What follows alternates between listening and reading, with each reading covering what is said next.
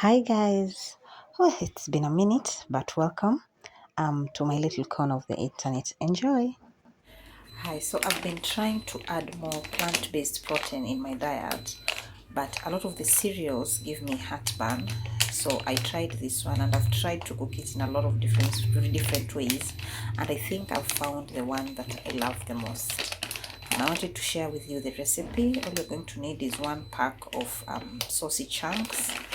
You're going to need an onion, 3 tomatoes, capsicum, coriander, garlic and ginger.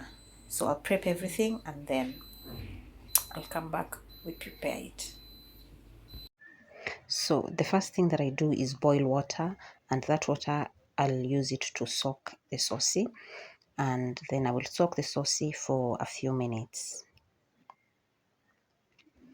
So after the saucy has been soaking for a few minutes, I will add some oil to my pan, the one that I'm using to cook, and then I will add the saucy, and then I will just fry it until it turns a bit golden brown on top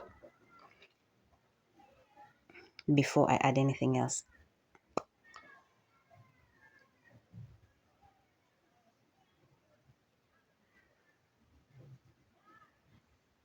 So I had prepped everything, the tomatoes I blended, you can also grate them, and the water that I had used to soak the saucy, I throw it away. I don't use it. I don't put it back in the saucy. Yeah, so then I just fry it, and when it gets to something like this, a bit golden brown on top, then I add the garlic ginger paste. And at this point, I realized I'm scraping a pan with a metal spatula, and I promptly changed it because we all know it's dangerous to scrape a non-stick pan. Although this pan right now is really not non-stick, it has seen better days. Yeah, so I changed it to a wooden spoon, and that's the one I'm using to cook. So I allow the garlic ginger paste to cook, and then I add the onions. And you want to cook the onions just until they're translucent. It doesn't need to change color, just until they're translucent. So I added a bit of water because the saucy actually soak up all the oil. Don't be tempted to add any more oil. So I just added a bit of water to allow the onions to cook. So cover it and just give it a few minutes. Yeah, so when it gets to this point, as you can see, the onions are translucent.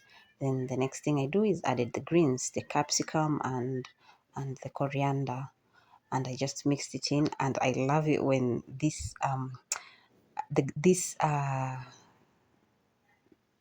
greens, let me just call them that, hit the pan, the hot pan. The smell is just wonderful. I love it.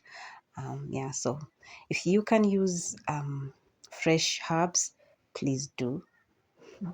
They are really nice. Yeah, so I just mix it in, and then at this point I'm going to add my spices, and all I usually add to this is curry powder and some chili. I'm starting to get my kids to serve them a bit of chili nini spicy food, and yeah, they're not complaining because I'm not adding much. I'm just adding a bit, but yeah, slowly but surely. So I add my spices and then my tomatoes, and then just allow it to cook.